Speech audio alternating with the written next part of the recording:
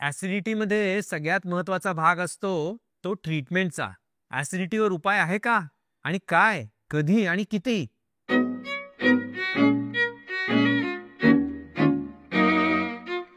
नमस्कार मंडळी. पोटातलं बोलूया काही या सिरीजमध्ये आपण आपल्या खवय्या प्रेमी आणि पचन साक्षर पॉडकास्टमध्ये सगळ्यांचं स्वागत करूया. आज आपण थोडंसं थेट बोलणार आहोत, अर्थात उपचारांची ऍसिड टेस्ट. म्हणजे ऍसिडिटीवर नक्की कोणते उपाय उपयोगी पडतात. म्हणजे अजिबात काही न करता राहायचं नाही ना? नाही बाबा. ऍसिडिटीला जर झटकायचं असेल ना, तर तिचं पोटातलं गढूळ रसायन डिटॉक्स करायलाच हवं. पहिला उपाय, लाईफस्टाईल चेंजेस. वेळेवर जेवणं, अन्न नीट चावून खाणं, झोपेच्या आधी कमीत कमी 2 ते 3 तास काहीही न खाणं, नियमित व्यायाम करणं, भरपूर पाणी पिणं आणि वजन वाढू न देणं. म्हणजे बॉस, पोटापेक्षा सवयी सुधारल्या की ऍसिडिटीचं रेसिग्नेशन लेटर तयार की. काही घरगुती उपचार पण आहे. कोमट पाणी आणि मध, बडीशेप, जिरे पाण्यात उकळून थोडेसे थंडगार पदार्थ ह्यानी ऍसिडिटी टेम्पररी आटोक्यात राहू शकते. म्हणजे घरचं किचन हीच आपली फर्स्ट एड बॉक्स आहे. आणि ह्यानं नाही भागलं ना, तर डॉक्टरांकडे औषध आहेतच की.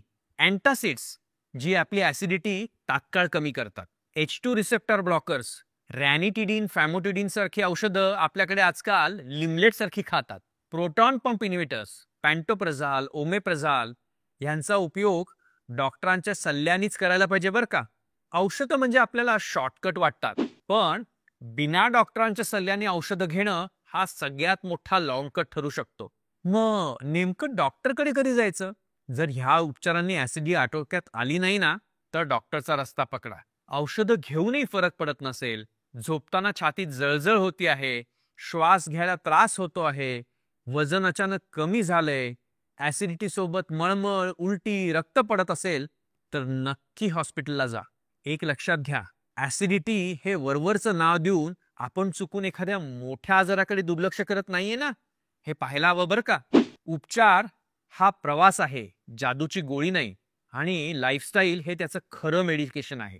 त्यामुळे मित्रांनो, पोटाला जर खरंच सुख द्यायचं असेल ना, तर थोडंसं स्वतःचं, थोडंसं डॉक्टरांचं आणि थोडंसं आपल्या आईवडिलांचंही जरूर ऐका. पुढच्या भागात आपण ऍसिडिटीचे गैरसमज आणि अफवा ह्यांची चर्चा करूया. तोपर्यंत जेवा पोटासाठी आणि जगा पोटासाठी.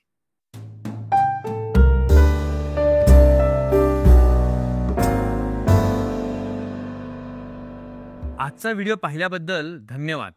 तुमच्याकडे काही प्रश्न असतील तर कमेंटमध्ये नक्की विचारा.